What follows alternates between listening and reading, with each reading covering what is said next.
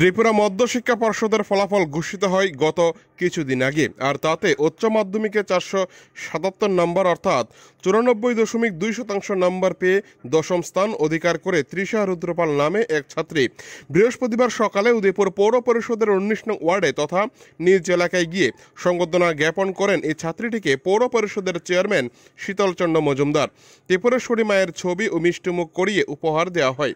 সেই সাথে সাংবাদিকদের প্রশ্নের উত্তরে পৌর চেয়ারম্যান শীতলবাবু বলেন, তৃষা রুদ্রপালের বাড়িতে পৌঁছাতে গেলে অনেকটাই সমস্যা হয়, তার কারণ রাস্তাটি খুবই খারাপ অবস্থায় রয়েছে।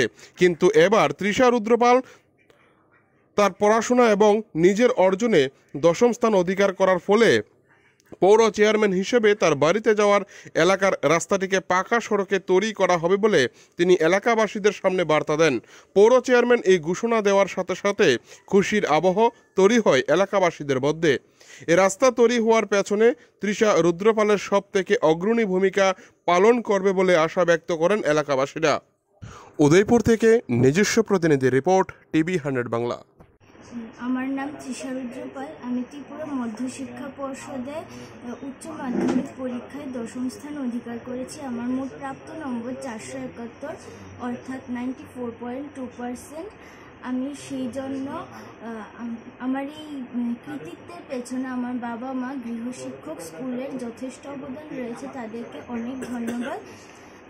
এবং আজকে স্যার আমাদের পৌর পরিষদের চেয়ারম্যান শীতল স্যারকে অনেক অনেক ধন্যবাদ আমাকে এইভাবে অ্যাপ্রিসিয়েট করার জন্য। নমস্কার।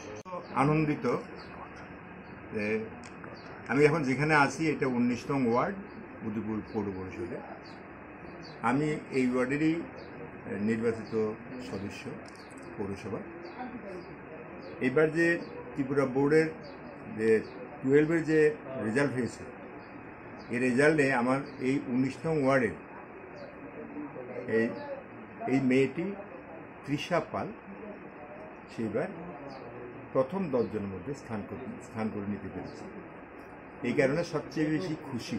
আর আরেকটি বিষয় এখানে অত্যন্ত আনন্দে, আপনারা নিশ্চয়ই দেখছেন এই বাড়িটার অবস্থা, কি পরিবার থেকে এই মেয়েটি লেখাপড়া করে আজকে ত্রিপুরা বোর্ডে প্রথম 10 জনের মধ্যে স্থান করতে পেরেছে। এরা ঠিক ভালোভাবে খাওয়া তাদের হয়নি, যা একটা সম্ভ্রান্ত পরিবারের সম্ভব, তেমনটা তাদের পক্ষে সম্ভব হয়নি।